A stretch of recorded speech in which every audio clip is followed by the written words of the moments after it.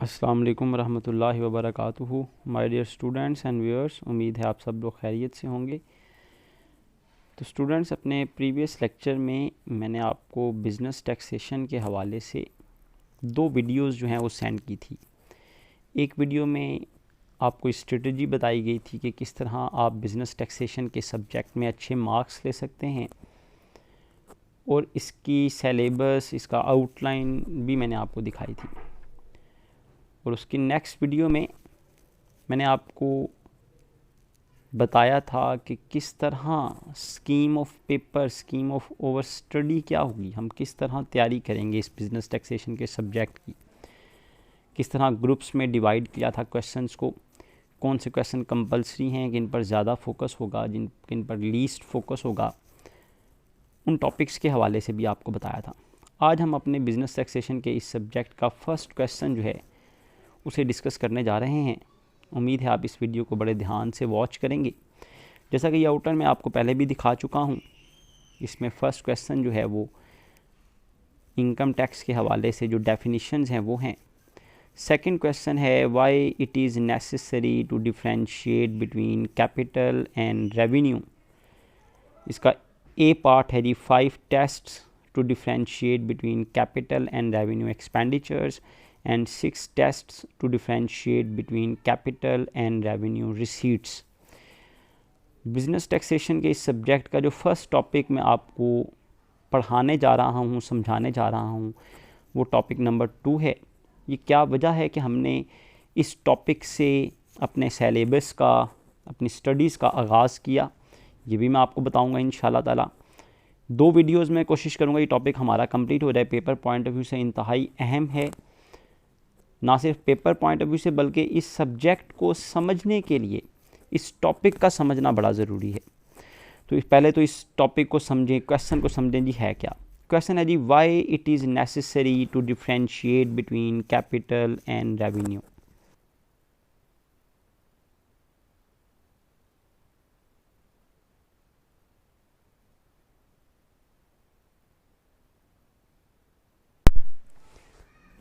Five tests to differentiate between capital and revenue expenditure and 6 tests to differentiate between capital and revenue receipts.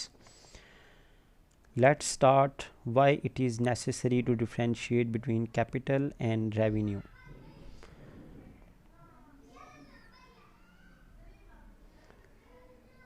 ये जो topic है, ये जो question है, ये मौज़म मुग़ल की बुक में चैप्टर नंबर 6 जो है वो capital and revenue, page number 163 है। न्यू बुक पे शायद पेज 2-4 पेजेस का फ़र्क हो।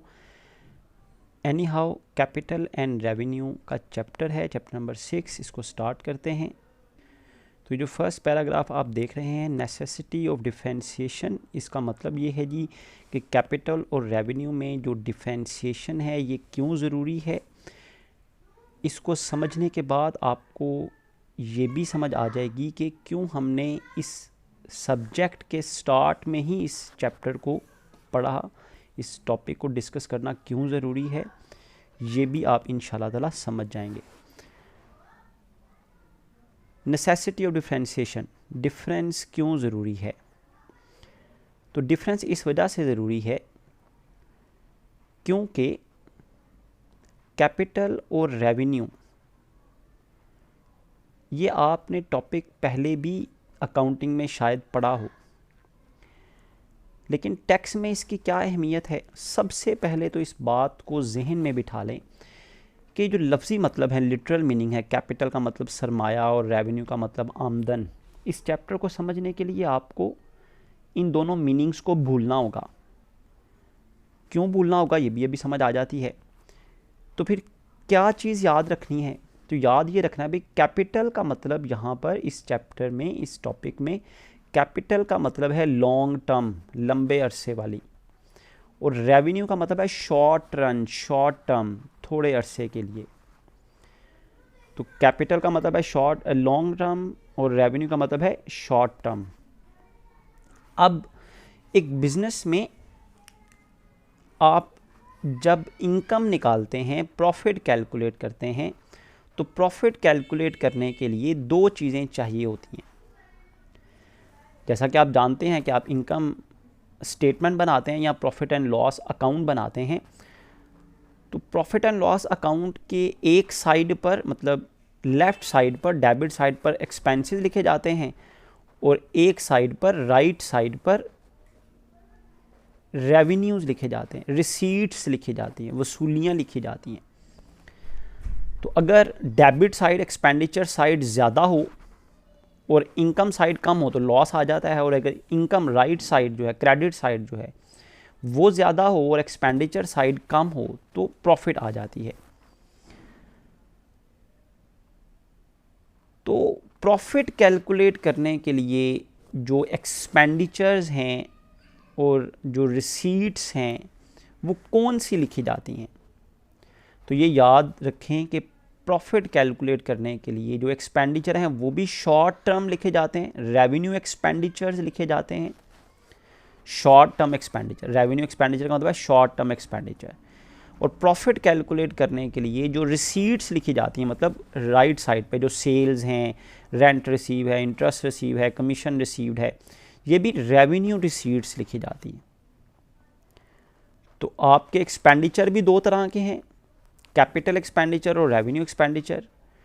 आपकी रिसीट्स भी दो तरह की हैं, रेवेन्यू एक्सपेंडिचर्स और कैपिटल रिसीट्स और रेवेन्यू रिसीट्स। तो एक्सपेंडिचर भी दो तरह के हो गए, कैपिटल एक्सपेंडिचर और revenue expenditure, short term expenditure और लॉन्ग टर्म एक्सपेंडिचर। रिसीट्स भी दो तरह की हो गई, कैपिटल रिसीट्स और रेवेन्यू रिसीट्स। क्लियर है?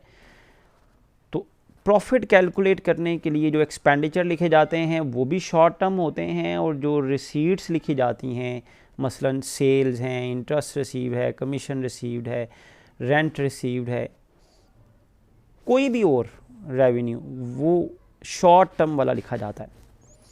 तो दो वजूहात हैं जिसकी बिना पर हम ये कहते हैं भाई कैपिटल और रेवेन्यू एक्सपेंडिचर की डिफ्रेंशिएशन ज़रूरी है। अब उनको डिस्कस करते हैं। It is necessary for a student of tax that he should be able to differentiate between capital and revenue. Tax के स्टूडेंट के लिए जानना बड़ा ज़रूरी है कि कैपिटल और रेवेन्यू क्या है, इनका डिफरेंस क्योंकि actually without this differentiation net income earn by the business can not correctly be calculated. क्योंकि अगर आप ये फ़र्क नहीं जानते ना कि कैपिटल क्या है और रेवेन्यू क्या है, शॉर्ट टर्म क्या है और लॉन्ग टर्म क्या है, तो आप नेट इनकम ही नहीं निकाल सकते। अब नेट इनकम निकालना कितना ज़रूरी है, देखें आपका सब्जेक्ट है इनकम टैक्स, इनकम पर टैक्स लगा कैलकुलेट करना है। किस पर? इनकम टैक्स का मतलब है इनकम पर टैक्स। तो इनकम निकालना ज़रूरी है, अगर इनकम ठीक नहीं होगी तो जाहिर सी बात है टैक्स भी ठीक नहीं आएगा। तो इनकम करेक्ट कैलकुलेट करनी है अगर आपने, तो याद रखें दो चीज़ों को आपने मेंशन करना है, दो चीज़ों का कंपैरिजन करना है। एक है शॉर्ट टर्म एक्सपेंडिचर जिनको हम रेवेन्यू एक्सपेंडिचर कहते हैं, और एक है शॉर्ट टर्म रिसीट्स जिनको हम रेवेन्यू रिसीट्स कहते हैं।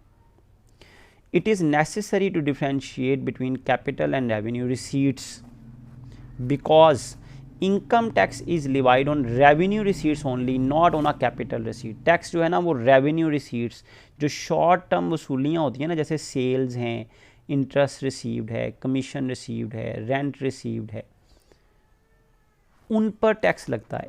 कैपिटल रिसीट्स पर टैक्स नहीं लगता। कैपिटल रिसीट्स मतलब long term receipts. Long term receipt मतलब आपने कोई एसेट बेचा है, प्लांट एंड मशीनरी बेची है, कोई इनकम रिसीव की है once in a life time of a company, 10 साल की जो रेवेन्यू है वो 10 साल में एक दफ़ा रिसीव किया, किसी भी जगह से वसूली आपको हुई है। तो रेवेन्यू रिसीट्स वो हैं जो रूटीन में रिसीव होती हैं, जैसे मैंने बताया सेल्स हैं, इंटरेस्ट रिसीव है, कमीशन रिसीव्ड है, रेंट रिसीव्ड है। ऑन द अदर हैंड, पहला फ़र्क तो ये हो गया ना। On the other hand, capability to differentiate between capital and revenue expenditure is must। जिस तरह कैपिटल और रेवेन्यू रिसीट्स में डिफरेंस करना ज़रूरी है। क्यों ज़रूरी है? क्योंकि टैक्स किस पे लगता है? रेवेन्यू रिसीट्स पर। और अगर आपको रिसीट्स का फ़र्क ही नहीं पता होगा कि ये कैपिटल रिसीट है या रेवेन्यू रिसीट है, तो आप टैक्स किस पे कैलकुलेट करेंगे? अगर फ़र्क पता होगा तो फ़ायदा क्या होगा कि आप टैक्स निकालेंगे सिर्फ किस पर? रेवेन्यू रिसीट्स पर, शॉर्ट टर्म रिसीट्स पर। रेवेन्यू रिसीट्स मतलब शॉर्ट टर्म रिसीट्स पर टैक्स निकालेंगे।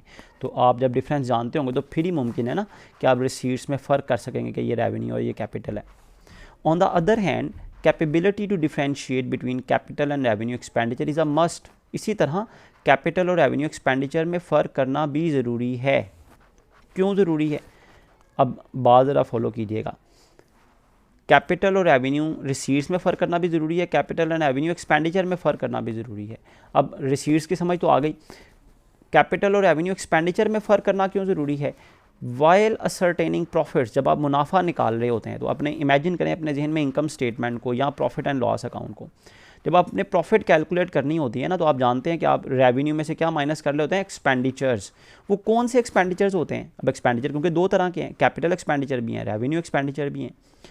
तो भाई प्रॉफिट निकालने के लिए रेवेन्यूज़ में से, ट्रेडिंग रिसीट्स में से only the revenue expenditures are deducted. सिर्फ रेवेन्यू एक्सपेंडिचर डिडक्ट होते हैं, कैपिटल एक्सपेंडिचर्स डिडक्ट नहीं होते। मतलब जब आपने प्रॉफिट निकालनी है, जब इनकम स्टेटमेंट बनानी है, तो सेल्स में से जब आप cost of goods sold minus करते हैं, फिर ऑपरेटिंग एक्सपेंस माइनस करते हैं, फिर अदर एक्सपेंस माइनस करते हैं, इंटरेस्ट माइनस करते हैं। इसी तरह अगर आप प्रॉफिट एंड लॉस अकाउंट बना रहे हैं तो आपने डेबिट साइड पर जितने एक्सपेंडिचर लिखने हैं, इंक्लूडिंग परचेजेज हैं, वो डायरेक्ट एक्सपेंस हैं, इनडायरेक्ट एक्सपेंस हैं, आपके मार्केटिंग एक्सपेंस हैं, डिस्ट्रीब्यूशन एक्सपेंस हैं, एडवर्टीजमेंट एक्सपेंस हैं, ऑफिस एक्सपेंस हैं, डिस्ट्रीब्यूशन एक्सपेंस हैं, आपके स्टेशनरी के एक्सपेंसेस हैं, आपने फ्री सैम्पलिंग की है उसके एक्सपेंडिचर्स हैं, आपने इंटरेस्ट ऑन डिबेंचर पे किया है उसका एक्सपेंडिचर है, आपने रेंट पे किया उसका एक्सपेंडिचर है, सैलरीज पे की हैं उसका एक्सपेंडिचर है। ये सारे वो एक्सपेंडिचर हैं जो रूटीन में आप पे करते हैं, these are called revenue expenditure. तो भाई जब आपने प्रॉफिट कैलकुलेट करनी है तो बिजनेस में की प्रॉफिट जब कैलकुलेट करनी है, only the revenue expenditures are deducted. सिर्फ ये रेवेन्यू एक्सपेंडिचर माइनस होने हैं, कैपिटल एक्सपेंडिचर माइनस नहीं होंगे from the trading receipts. Trading receipts मतलब रेवेन्यू रिसीट्स। तो ये कंफर्म हो गया ना कि रेवेन्यू एक्सपेंडिचर माइनस करेंगे तो फिर ही प्रॉफिट आएगी। अगर आप कैपिटल एक्सपेंडिचर माइनस कर देते हैं तो वो प्रॉफिट सही प्रॉफिट नहीं होगी। जब प्रॉफिट ठीक नहीं आएगी, इनकम ठीक नहीं आएगी, तो फिर टैक्स भी ठीक नहीं आएगा। तो क्योंकि हमने टैक्स के बारे में सीखना है तो हमें कैपिटल और रेवेन्यू का डिफरेंस पता होना चाहिए। तो दो वजूहात हो गई जी जिसकी वजह से टैक्स के स्टूडेंट के लिए कैपिटल और रेवेन्यू में फ़र्क करना ज़रूरी है। पहली वजह क्या थी जी? कैपिटल और रेवेन्यू रिसीट्स में फ़र्क करना। क्यों? क्योंकि टैक्स जो है वो रेवेन्यू रिसीट्स पर लगता है, कैपिटल रिसीट्स पर नहीं लगता, शॉर्ट टर्म रिसीट्स पर लगता है, ट्रेडिंग रिसीट्स पर लगता है। और दूसरी वजह कि एक्सपेंडिचर में फ़र्क करना भी आपको आना चाहिए। क्यों?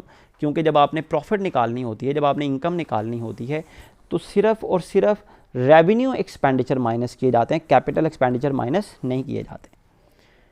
क्लियर हो गया जी? तो ये दो वजूहात थी जिसकी बिना पर हमने ये कहा कि कैपिटल और रेवेन्यू एक्सपेंडिचर जो है इसका फ़र्क करना टैक्स के स्टूडेंट के लिए ज़रूरी है।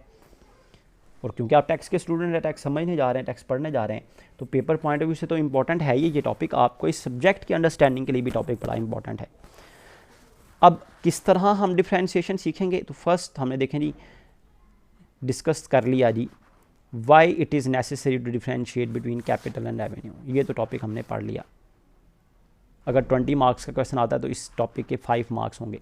अब भाई हमें सिखाएं भी तो सही ना, मतलब अब हमें सीखना है क्या कि कैपिटल और रेवेन्यू एक्सपेंडिचर में फ़र्क कैसे मालूम करना है और कैपिटल एंड रेवेन्यू रिसीट्स में फ़र्क कैसे करना है। आप अकाउंटिंग के स्टूडेंट हैं, अकाउंटिंग आपने पढ़ी है, पढ़ेंगे भी इंशाल्लाह ताला, तो आपकी अकाउंटिंग पे ग्रिप भी अच्छी हो जाएगी इस टॉपिक को पढ़ के, और टैक्स की समझ तो आ ही जाएगी इंशाल्लाह ताला।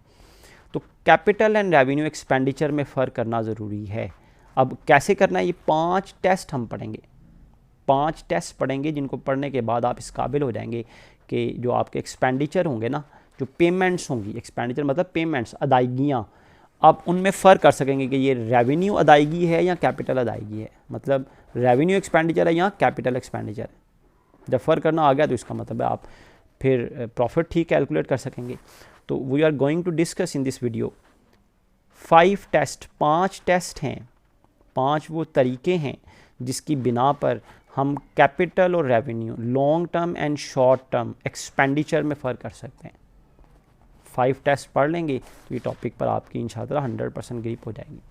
तो फर्स्ट टेस्ट जो हम पढ़ने जा रहे हैं, capital and revenue expenditure. Expenditure मतलब अदायगियाँ, पेमेंट्स। पहला टेस्ट है परचेजिंग एंड एसेट। इसको आप पैराग्राफ को पढ़ लीजिएगा, पेपर में लिखना ज़रूरी नहीं है। The following test may be applied to determine whether a certain item of expenditure is capital expenditure और रेवेन्यू एक्सपेंडिचर। ये जो फॉलोइंग टेस्ट हैं, इन टेस्ट को आप जो है वो डिस्कस कर सकते हैं। उनको आप समझने के बाद इस काबिल हो जाएंगे कि आप एक्सपेंडिचर में फ़र्क कर सकते हैं कि ये कैपिटल और ये रेवेन्यू है। फर्स्ट है जी परचेजिंग एन एसेट, जब कोई एसेट ख़रीदा जा रहा होता है। अब एसेट भी डिफरेंट टाइप के होते हैं, करंट एसेट्स भी होते हैं, फिक्स एसेट्स भी होते हैं। करंट एसेट्स में जैसा कि आप जानते हैं इन्वेंट्री है, स्टॉक है, आपका स्टॉक इन ट्रेड है जिसको दुकान पर आउटलेट पर रख कर आपने बेचना है, या रॉ मटेरियल है जिससे आपने प्रोडक्शन करनी है, जिसको आपने ट्रांसफॉर्म करना है फिनिश गुड्स में, वो करंट एसेट्स में आता है। और फिक्स एसेट्स जैसा कि आप जानते हैं कि ऐसे एसेट्स हैं जो बिज़नेस में यूज़ करने के लिए ख़रीदे जाते हैं, नॉट फॉर रीसेल। इनको बेच सकते हैं आप after a longer period 5-10 years के बाद, जब आप समझते हैं कि ये मशीनरी, ये प्लांट, ये बिल्डिंग अब एब्सोलीट हो चुकी है, आपको फ़ायदा नहीं दे रही, उसको बेच दें, कोई नई ख़रीद लें। तो एसेट्स करंट एसेट्स भी होते हैं और फिक्स एसेट्स भी होते हैं। करंट एसेट्स मतलब फ्लोटिंग एसेट भी कहते हैं। कहता है when certain expenditure is incurred, जब भी आपका कोई एक्सपेंडिचर होना तो आप देखें when certain expenditure is incurred to purchase an asset, कोई भी एक्सपेंडिचर जब किया जाता है किसी एसेट को ख़रीदने के लिए, the decision whether it is capital और revenue expenditure will be based. तो आप जब कोई एसेट ख़रीदें तो ये फैसला करना कि क्या ये कैपिटल एक्सपेंडिचर है या रेवेन्यू एक्सपेंडिचर है, ये इसकी बुनियाद किस पर होगी, ऑन द फैक्ट, इस फैक्ट पर, इस हकीकत पर, that whether a fix asset और floating asset has been acquired, कि क्या आपने फिक्स एसेट ख़रीदा है या फ्लोटिंग एसेट ख़रीदा है। इस बुनियाद पर फैसला होगा कि ये कैपिटल एक्सपेंडिचर है या रेवेन्यू एक्सपेंडिचर है। अब अगर आपने एक्सपेंडिचर किया है, पेमेंट की है फिक्स एसेट को ख़रीदने के लिए, जो पेमेंट की है, जो एक्सपेंडिचर किया है फिक्स एसेट को ख़रीदने के लिए, फिक्स एसेट को ख़रीदने के लिए जो एक्सपेंडिचर किया जाता है that is called capital expenditure. और वो एक्सपेंडिचर जो फ्लोटिंग एसेट को ख़रीदने के लिए किया जाता है, इन्वेंट्री को, रॉ मटेरियल को, फिनिश गुड्स को, स्टॉक इन ट्रेड को, बेचने वाला स्टॉक जिसको आपने बेचने के लिए ख़रीदा है, ऐसे एसेट को ख़रीदने के लिए जो एक्सपेंडिचर किया जाता है that is called revenue expenditure. तो ये वो टेस्ट है जिसकी बुनियाद पर आप फ़र्क कर सकते हैं कि ये कैपिटल एक्सपेंडिचर है या रेवेन्यू एक्सपेंडिचर है। Fix asset can be defined as an asset purchase for the purpose of keeping and earning profit. Fix asset का मतलब है कि ऐसा एसेट है जिसको ख़रीदा जाता है for the purpose of keeping, रखने के लिए और उससे मुनाफा कमाने के लिए, जैसे मशीनरी है, बिल्डिंग है, प्लांट है, इक्विपमेंट्स हैं। Such an asset is not for the purpose of resale. ऐसे एसेट जो हैं वो फर्दर बेचने के लिए नहीं होते। In the normal course of business, आम हालात में आप उनको बेचने के लिए नहीं ख़रीदते। Floating assets are those assets which are organization purchases for resale. Floating assets ऐसे एसेट्स को कहा जाता है जो कि ऑर्गेनाइजेशन खरीदती है रीसेल करने के लिए, इधर इन द सेम शेप, उसी शेप में, और after some manufacturing process on profit, या आप उस पर कोई मैन्युफैक्चरिंग प्रोसेस अप्लाई करते हैं। जैसे शुगर केन आपने ख़रीदा, रीसेल के लिए तो नहीं ख़रीदा आपने, उसे क्या करना है, उसे आपने ट्रांसफॉर्म करना है, मैन्युफैक्चरिंग करनी है, शुगर बनानी है, फिर बेचना है। कॉटन आपने ख़रीदी है, उसको आपने ट्रांसफॉर्म करना है, धागा बनाना है, या उसे कॉटन बनानी है, या आपने उसे कपड़ा फिनिश फैब्रिक बनानी है। तो फ्लोटिंग एसेट्स वो एसेट्स हैं जो ऑर्गेनाइजेशन ख़रीदती है रीसेलिंग के लिए या उससे फर्दर मैन्युफैक्चरिंग करने के लिए। The amount spent on purchase of fix asset, जो एक्सपेंडिचर, जो रकम खर्च की जाएगी फिक्स एसेट को ख़रीदने में, उसे कैपिटल एक्सपेंडिचर कहा जाता है। Whereas the purchase of floating asset results in the revenue expenditure, जबकि फ्लोटिंग एसेट को ख़रीदने के लिए जो रकम खर्च की जाती है उसको रेवेन्यू एक्सपेंडिचर कहा जाता है। इसकी एग्जाम्पल देखें, बड़ी आसान है। और कॉटन गिनिंग फैक्ट्री, कॉटन को बुनने वाली, कॉटन से धागा या कपड़ा बनाने वाली जो फैक्ट्री है, वो कॉटन गिनिंग मशीनरी अगर ख़रीदेगी, वो परचेज़ करी दो चीज़ें, cotton ginning machinery, cotton ginning करने वाली, रुई को बुनने वाली मशीन ख़रीदती है, और कॉटन ख़रीदती है, रुई ख़रीदती है। अब देखिए मशीनरी तो बेचने के लिए नहीं है ना, मशीनरी तो इस्तेमाल करने के लिए है। इसको तो आपने इस कीपिंग एंड अर्निंग प्रॉफिट, इसको आपने रखना है, इस्तेमाल करना है, और इसकी मदद से आपने प्रॉफिट कमाना है। जबकि कॉटन जो है ना वो फर्दर मैन्युफैक्चरिंग के लिए, कि आप कॉटन से धागा बनाएंगे, कॉटन बनाएंगे, कपड़ा बनाएंगे और फिर उसको बेचेंगे। Machinery is a fix asset for the factory, so the amount spent on it's purchase will be capital expenditure. Cotton is a circulating floating asset, cotton जो है वो सर्कुलेट होने वाला, चले जाने वाला, बह जाने वाला, यूज़ हो जाने वाला एसेट है। So this expenditure will be the revenue expenditure. तो ये फर्स्ट टेस्ट सारी कैपिटल और रेवेन्यू एक्सपेंडिचर में डिफरेंस करने का। अब पहला टेस्ट हो गई। 5 टेस्ट क्या है कि डिफरेंट सिचुएशन में डिफरेंट टेस्ट अप्लाई होंगे। फॉर एग्जांपल अगर आपने कोई एसेट नहीं ख़रीदा, मिसाल के तौर पर आपने मुलाजमीन को सैलरीज दी हैं, आपने रेंट पे किया, कोई एसेट तो नहीं ख़रीदा। अब ऐसी सिचुएशन में जब आपने कोई एसेट नहीं ख़रीदा होगा, फिर हम कैसे फ़र्क करेंगे कि भाई हमने ये जो पेमेंट किया ये कैपिटल है या रेवेन्यू है। तो दूसरा टेस्ट ये है पीरियड ऑफ बेनिफिट, कि कोई भी पेमेंट अगर आप देखें तो आप देखें कि उसका फ़ायदा कितनी देर है। पीरियड ऑफ बेनिफिट, वो कितना अरसा आपको फ़ायदा देगा। Another test to differentiate between capital and revenue expenditure is to ascertain the period for which this expenditure is expected to benefit the trade, कि उसका कारोबार को, बिजनेस को, तिजारत को कितनी देर फ़ायदा होना है। कोई भी एक्सपेंडिचर आप करते हैं, उसको करने के बाद आप देखेंगे जो मैंने एक्सपेंडिचर किया इसका मुझे फ़ायदा कितनी देर मिलेगा। अगर कोई एक्सपेंडिचर आपको 12 महीने या इससे कम अरसे तक फ़ायदा देता है, 1 महीना, 2 महीने, 8 महीने, 10 महीने, 12 महीने तक फ़ायदा देता है, 12 महीने के बाद वो आपको दोबारा करना पड़ता है, या 1 महीने के बाद दोबारा करना पड़ता है, या 3 महीने बाद दोबारा करना पड़ता है, इसको कहते हैं शॉर्ट टर्म एक्सपेंडिचर, क्योंकि इसका फ़ायदा थोड़ी देर है। तो ऐसे एक्सपेंडिचर जिनका फ़ायदा एक अकाउंटिंग ईयर, एक साल के राउंड अबाउट रहता है, अप टू 1 ईयर रहता है, ऐसे एक्सपेंडिचर को कहा जाता है short term expenditure. Short term expenditure मतलब रेवेन्यू एक्सपेंडिचर्स। और ऐसा एक्सपेंडिचर जो आपने कर दिया तो इसका फ़ायदा आपको देर तक होना है, 2 साल, 4 साल, 10 साल तक होना है, तो ऐसा एक्सपेंडिचर क्या होगा? Capital expenditure. Another test to differentiate between capital and revenue expenditure is to ascertain the period for which this expenditure is expected to benefit the trade. If it is of a continuous benefit, अगर इसका फ़ायदा जो है वो मुसलसल हो रहा है, it will be the capital expenditure, तो ये capital expenditure होगा। But if it will provide benefit to the organization for less than 1 accounting period, और इसका फ़ायदा अगर 1 साल से कम अरसे के लिए हो रहा है, नॉर्मली 1 ईयर तक हो रहा है, तो it will B revenue expenditure, तो ये रेवेन्यू एक्सपेंडिचर होगा। अब इसकी एग्जांपल देख लें जी। Advertising expenditure incurred by an organization to introduce a new product और बूस्ट अ न्यू बिजनेस और कैपिटल एक्सपेंडिचर। जब भी एडवर्टीजमेंट किसी नई प्रोडक्ट को लॉन्च करने के लिए की जाती है, तो ऐसी एडवर्टीजमेंट क्योंकि हैवी एडवर्टीजमेंट होती है, to boost a new product, नए बिजनेस को इंट्रोड्यूस करवाना है, नई प्रोडक्ट को लॉन्च करना है आपने, तो ऐसा एक्सपेंडिचर, जो ऐसी एडवर्टीज़मेंट जो नई प्रोडक्ट को लॉन्च करने के लिए है, जो हैवी एक्सपेंडिचर है, जो आपने सिर्फ न्यू बिज़नेस की लॉन्चिंग के वक्त हैवी एडवर्टीज़मेंट करनी है। अब क्योंकि इसका फ़ायदा देर तक होना है, अगर एक प्रोडक्ट आप 20 साल से बेच रहे हैं ना, तो ये याद रखें जो पहली बार आपने उसको जब इंट्रोड्यूस करवाया था, तब जो आपने एडवर्टीज़मेंट की थी, उसका फ़ायदा आपको प्रोडक्ट की लाइफ टाइम तक होता रहता है। प्रोडक्ट क्योंकि उस एडवर्टीज़मेंट की वजह से लोगों के जहनों में बैठ जाती है।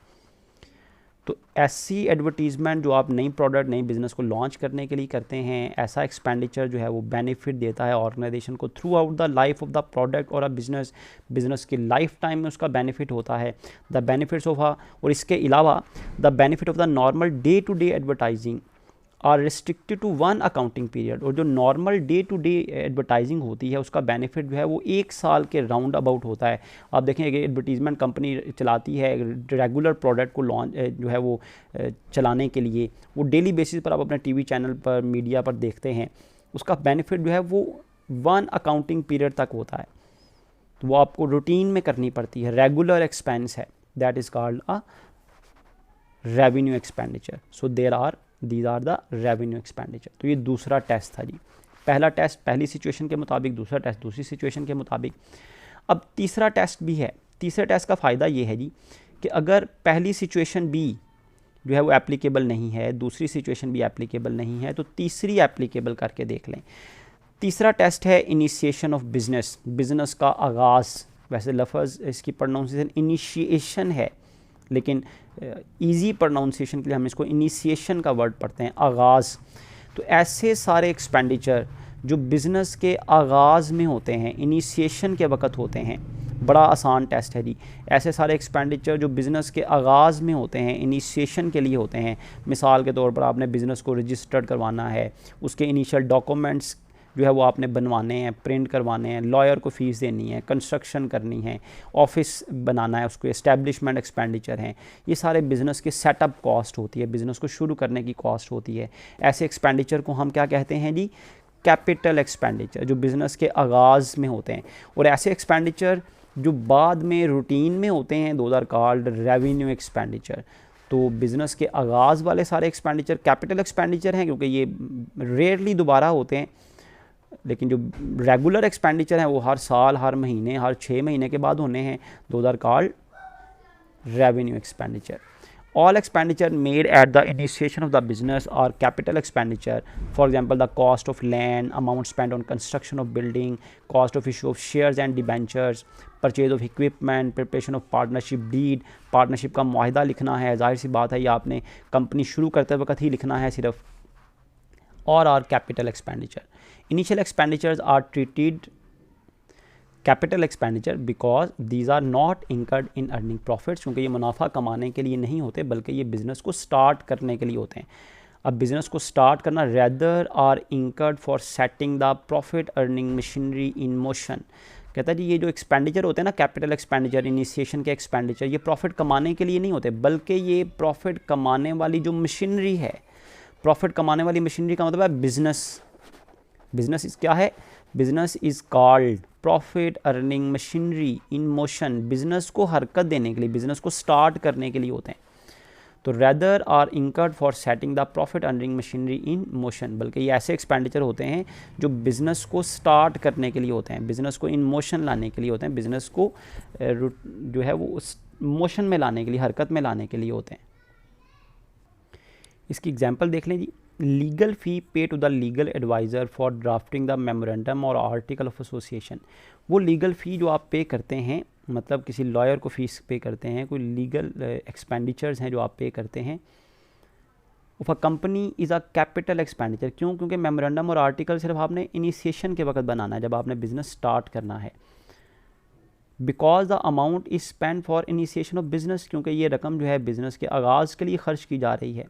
When the business gets going, और जब बिज़नेस चलना शुरू हो जाता है, बिज़नेस ऑपरेशनल हो जाता है, the salary of the legal advisor, वो जो लीगल एडवाइज़र की सैलरी होगी, मतलब आपने एक वकील को हायर कर लिया है ताकि कंपनी को अगर कोई भी लीगल इश्यूज़ जो हैं वो फेस करने पड़ते हैं, तो आप इन एक्सपेंडिचर्स जो हैं उनको करके आप अपने लीगल मैटर्स को सॉल्व करवाएं. वो तो लीगल एडवाइज़र को जो सैलरी मंथली बेसिस पर दी जाती है, those legal expenditure will be treated as revenue expenditure, क्योंकि वो रूटीन के एक्सपेंडिचर्स होते हैं.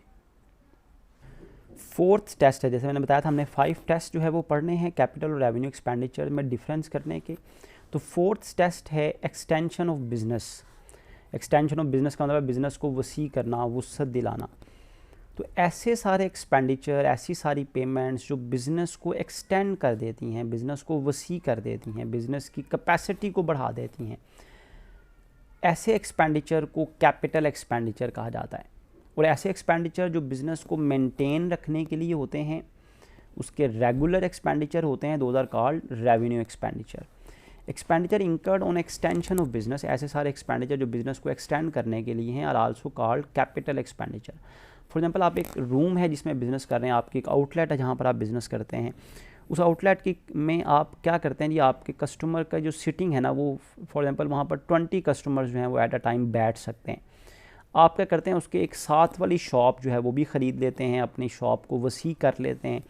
अब आप उसी टाइम में एट अ टाइम 45 कस्टमर को वहाँ पर बिठा सकते हैं, उनकी सिटिंग अरेंजमेंट कर सकते हैं. तो ये एक्सटेंशन है.